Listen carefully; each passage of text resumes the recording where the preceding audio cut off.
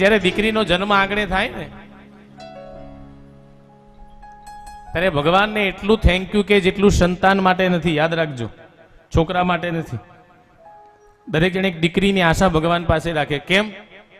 એક દીકરો ને એક દીકરી. દીકરો શા માટે?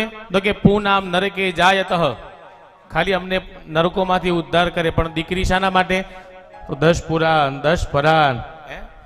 દીકરી એક પેઢીનો ઉદ્ધાર નથી કરતી સાહેબ. કેટલા પેઢીનો ઉદ્ધાર કરે ખબર છે?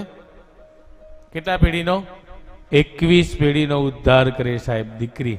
એટલા માટે જગતમાં મોટામાં મોટું દાન કયું કીધું? કન્યાદાન.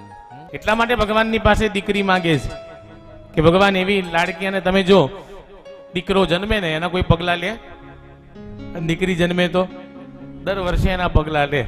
અને આટલો બધો પ્રેમ સાહેબ તમને આપ્યો હોય અને છોકરા માટે થઈને તમે તમારા મા બાપને રમતા મૂકી દો.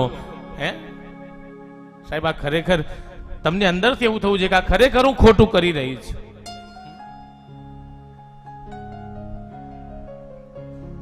અને દીકરીને વળાઈ હોય સાહેબ. હે